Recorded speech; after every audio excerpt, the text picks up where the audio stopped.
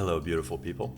There comes a time in life where we realize that nothing in the outer world can give us the sense of fulfillment and inner peace that we are looking for. Once we've convinced ourselves that the answers are definitely not out there, then we only have one last place to look for the truth, inside ourselves. This is the beginning of a beautiful journey of healing, alignment to our divine purpose, and finding the light that exists within each and every one of us. If you've reached that point in your life, and you want to work with plant medicine in a way that is safe, expertly guided, and supports lasting improvements to your consciousness and your quality of life, then I hope to be of service to you. By way of introduction, my name is Jonathan DePotter, and I'm the founder of Behold Retreats. When I started working with plant medicine, I really didn't know what I was looking for, and it took me years of 5-star retreats around the world before I found quality experience. By watching this video, I hope you'll be able to learn from some of my mistakes so that you can avoid sketchy options, make informed decisions, and choose a truly life-changing retreat. In this video, I'm going to share with you 4 things. Number 1, I'm going to help you with some insights to navigate one of the most important decisions of your life. Number 2, I'm going to tell you some red flags to look out for and questions to help you choose a safe and transformational retreat. Number 3, I'm going to tell you how to make more progress with fewer retreats and some details that most people overlook. And then finally, I'm going to share with you, if you're still here with me, some of the things that we do differently at Behold Retreats and why we do things differently. If you've applied for a retreat with us already, then what I will present here will help you ask better questions in your upcoming conversation with your medicine guide. If you have another retreat in mind with someone else, then hopefully this will help you kick the tires and make sure that you feel confident in your choice.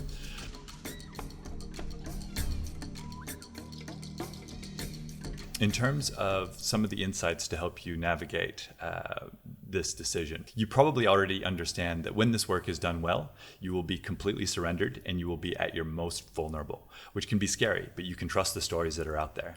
Facing what's inside of us is absolutely worth it. The gold that we are looking for is through our own fear. Now, given the intensity of working with plant medicine and the real risks if screening, safety, or ceremony energetics are not expertly guided, deciding whether or not to work with plant medicine and deciding who to work with are, without a doubt, 2 of the most important decisions you will make in your life. The first step to help you navigate towards a good decision for yourself is to really develop your own why. From thousands of retreat applications we receive, we can see that people have quite a broad variety of motivations to work with plant medicine. Most commonly, they are, number 1, healing trauma, anxiety, depression, overwhelm, or stress. Number 2, overcoming limiting beliefs, addictions, and behavioral patterns. Number 3, releasing lower level emotions such as shame, guilt, fear, loneliness, frustration, grief, all that lower level stuff that's stuck in our energetic body. Number 4, finding more self-love and getting that clarity and purpose for direction in life, and also some inspiration. And then finally, and perhaps most importantly, it's deepening the connection with our higher self and getting access to and discovering some of those universal higher truths. With such a variety of motivations in one place, you probably might be asking, well, how is it that one thing can help with such a broad variety of motivations? The short version is that plant medicine can help us surface, process, and release aspects of our subconscious that are keeping us from seeing what we truly are and why we are here on earth. Now, Mark Twain famously said, the 2 most important days of your life are the day you were born and the day you find out why. Without confidence in our clarity of purpose, we don't really have the right energy to bounce out of bed in the mornings, and no amount of anything can fill that void. Not money, not vacations, not Bitcoin going to the moon, not terraforming Mars, nothing. If you are feeling the effects of that void, you know this already. Now, what I think is surprising is that despite the decades of proven science and the amazing stories, people still struggle to commit to what is commonly described as one of the best experiences of their lives. Here's what our research has found. People claim to be highly committed. Of a survey that we did recently, 88% of the respondents said they were at least 8 out of 10 committed. 61% said they were 10 out of 10 committed. So there's a super high level of what I will call claimed commitment. Now here's the disconnect. 67% of retreat applicants have been considering a plant medicine retreat for 2 or more years. 25% have been considering it for 4 or more years, and almost 10% have been looking for more than 10 years. So there's a huge gap in what I would call claim commitment versus the real commitment. There's a lot of excitement and there's a belief in the potential, but people are clearly being stopped from committing to actually going on a retreat. This reflects the fact that people understand that it's an important and highly sensitive decision, and that it's also hard to make a good one. We don't even wait 2 years for our mortgages or for our marriages. From the research that we did into people's individual journeys, there are basically 3 main reasons why people don't commit to their transformation in this way. The first reason is that people are simply failing to prioritize the inner world. Nearly all of us are accustomed to living a life that gives primacy to the outer world. Our families, our careers, our friends, our pet projects, travel, investments. There's so much going on, right? We tell ourselves and we tell others that we will prioritize our inner world, but we're just too busy right now. There's too much going on. Maybe we'll go at the end of this year, or maybe we'll go next year. Some people even think it's too indulgent to take a week for themselves. I think executives and professionals are particularly good at this. I know I was during my years in management consulting. We're really expert level at convincing ourselves that the team needs them, or everything's going to fall apart if they're not around. And more times than not, professionals who've kind of subconsciously architected things in a way that they can keep themselves busy and to feed their ego in that way. Make no mistake, hi Americans, make no mistake that work addiction is a normalized problem that is truly keeping you from your potential. Parents, with all the right heartfelt intentions, also fall prey to this. The famous kids come first. And while that sounds good, it actually is a bit of a false virtue, because if you're not prioritizing your own energy, then your little ones are just going to follow that example. The only way to take our full power back for our benefit and the benefit of those around us is to prioritize ourselves in the harmony of our inner world. If you want to attract better things in your outer world, you need to make improvements to your inner world. The success and abundance that you may be looking for will come directly as a result of the discovery of the unique gifts that you have to give to the world. Now, here's the catch. In order to prioritize yourself, you first have to prioritize yourself. It's a funny little puzzle that life has designed just for us. Only you can decide whether or not you're ready to break the cycle and to really prioritize your inner world. Now, the second reason that people avoid committing to a retreat is that the ego is protecting itself. Given that you're watching this video, it's likely that you already feel an intuitive yes to attending a retreat, but there's this kind of inner conflict, an anxiety and a fear that comes up from the egoic mind and body. Please know that this feeling is 100% normal. Each retreat is a journey into the unknown, and I still get nerves before each and every one. Just remember that your ego is your friend. It's a highly tuned defense mechanism to protect you and to keep you safe. Now, in this case, it may also be keeping you from facing the very things that are holding you back in life. There's some humor here that I think you might be able to appreciate. Your own mind is literally keeping you stuck in your own mind. And what we are is much, much bigger than our minds. It's important to know that there's no right and wrong in relation to deciding whether or not to work with plant medicine. I really encourage each and every one of you to spend the quality time and energy to do your own research, to follow your intuition and guidance. And if your soul is calling, you'll know. The third reason that people struggle to commit to a retreat is that they can't find an option where they feel confident that they will be safe and well taken care of. Which brings us to our next section.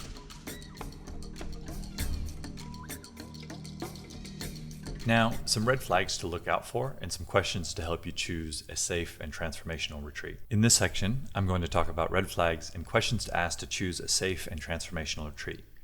As I've found out the hard way, unfortunately, there's a shortage of quality plant medicine practitioners out there, and you really don't know what you don't know. So it can be challenging to make good decisions. The first time especially, but the following times as well. As a result, there are a lot of people out there who, despite years or even decades of working with plant medicine, are still stuck and are now confused on more dimensions. There are a lot of people who have attended a quote-unquote life-changing retreat, and then a few weeks later, everything in their life is back to the way it was before. You might know some such people yourself, or perhaps this has happened to you. You might be asking, well, why is that? What is it that's going on exactly?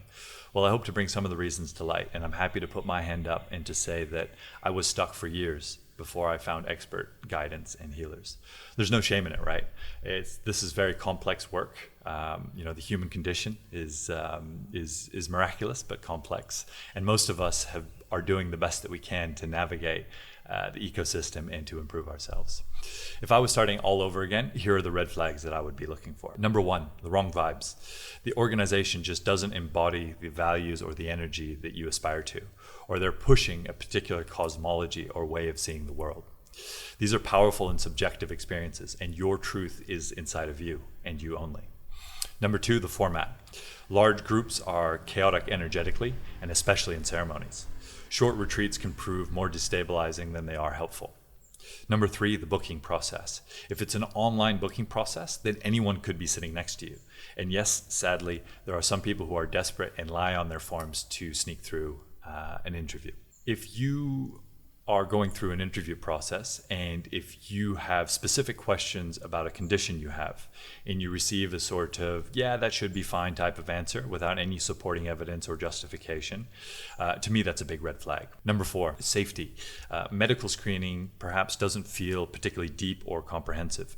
There are a lot of smaller operators who are treating safety as kind of a tick of the box, and they aren't really in a position to be able to invest properly into safety. Number five, if the retreat doesn't feel balanced, right? There's a lot of retreats out there who have a singular focus on the miracle of the medicine, or you hear people say the medicine always gives you what you need. To me, that's a bit of an easy bypass for facilitators who don't want to take responsibility for keeping the energy right in the ceremony. And I would also ask the question whether they are taking a holistic approach to the work, including the mental and emotional aspects, which are so important. The last red flag is around reputation. I would really encourage you to Google the retreat center and those involved, because you may be surprised. If they keep a low profile, take that into consideration as well. Again, spend the time and the energy here to make a good decision. There's just too many bad stories out there, unfortunately. It's clearly not all love and light out there in medicine land. And then finally, retreat aggregator websites are just not particularly useful, right? You'll notice that everything is being rated as 5 stars, even though the quality, in my experience, is highly variable. This is, again, because we just don't know what we don't know. The truth is, I had a super challenging time on my first retreat. And as I continued to do more work over the years and to understand more about healers and plant medicine work, I came to recognize that during my first retreat, outside energies were being pushed through me, which honestly was quite terrifying and not really in my highest interest. A large part of what motivated me to establish Behold Retreats is that I wanted my friends and those in my professional network to be safer and better cared for than I was. But that's a longer story for another time.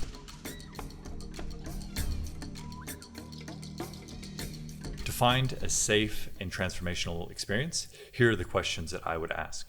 Number one, do I sense harmony in the organization and its people? Their eyes say a lot. Are they heavy or are they sparkly? Is the organization centered around a retreat schedule, or is it centered around individual journeys and their ability to serve people on an individual level? You'll be able to really feel the difference. Number three, who does the organization serve, or who don't they serve? How many people will be in ceremony? How many facilitators and support staff will be on hand during the ceremonies? What are the mental and emotional support that is offered before and after? These are the types of questions that I would ask in order to choose a good retreat.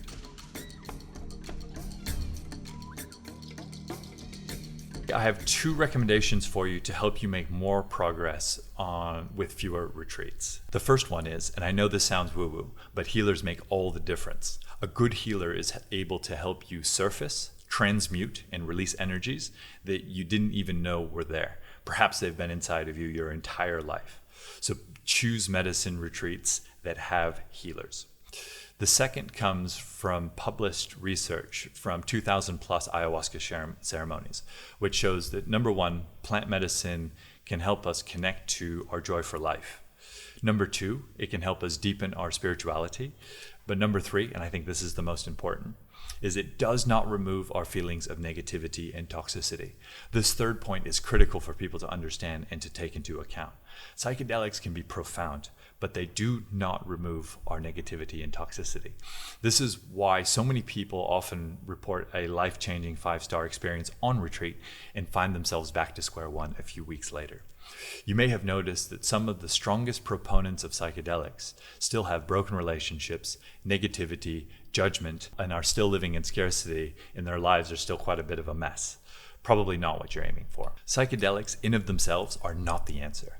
If someone is telling you that you can reach enlightenment by taking a bunch of psychedelics, run for the hills.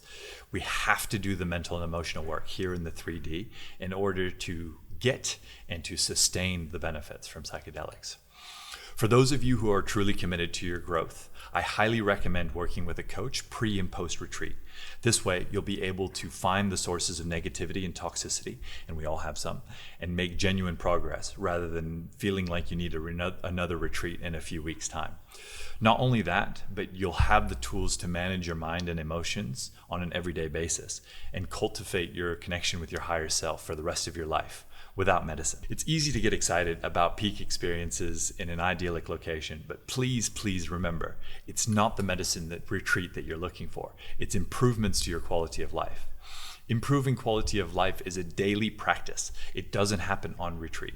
Plant medicine can help you get there, but plant medicine is not the outcome that you're looking for.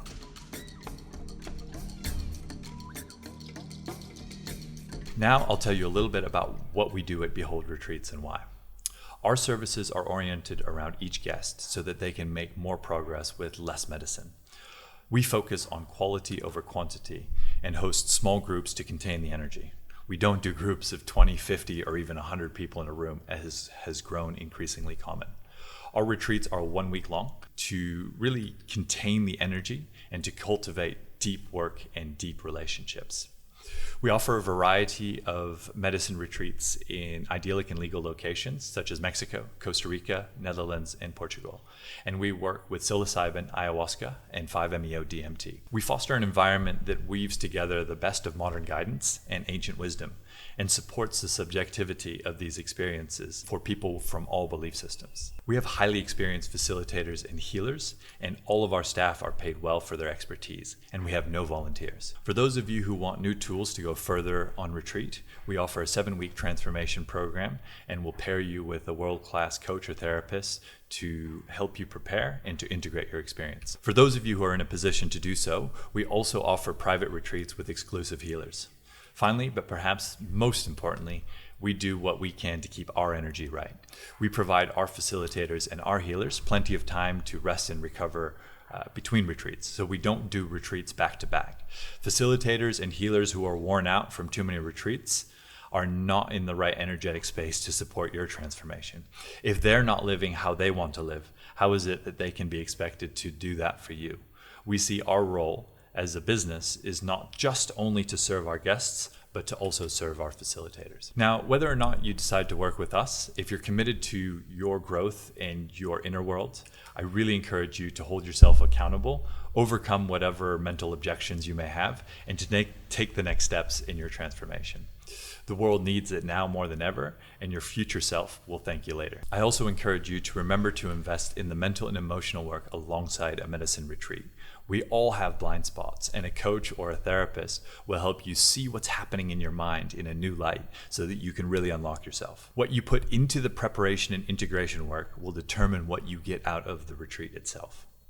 If what I've shared with you today has been valuable and you believe that we can be of service to you, then click on Begin Your Journey below and request a discovery call with one of our medicine guides. If now is not the right time, or we're not a good fit for what you're looking for, no stress. Keep the faith that the right thing will present itself to you at the right time. And I hope that these insights have been helpful to you along your journey. A few things about our discovery calls. Our discovery calls are for those who feel the call and would like to explore a transformation together. We do not provide diagnoses or tutorials on plant medicine or recommend any specific plant medicine. Please review our retreat details and pricing ahead of our discovery call. Our prices reflect our small groups, higher end facilities, and paying staff fairly, particularly our healers. Your discovery call is private and valuable. Please make sure that you are in a location without distractions and you will be able to speak freely. We will be asking you personal questions about your intentions and your physical health. Where it is mutually felt that working together would be in your highest interests, our medicine guide will be inviting you to attend one of our retreats. I'll finish this video by emphasizing, these are some of the most powerful and energetically complex experiences on the planet. You are trusting the whole of your being. So invest the time and the energy to make sure that you are working with people who you know you can trust. Each and every one of us has something special to give as we transition to a future of peace, love, joy, and collective abundance. To make it real out there, we all need to do the work in here. The ego wants to get, but your soul wants to give. A big thank you for watching this, and a big thank you to the plants. Much aloha, and much love to all of you.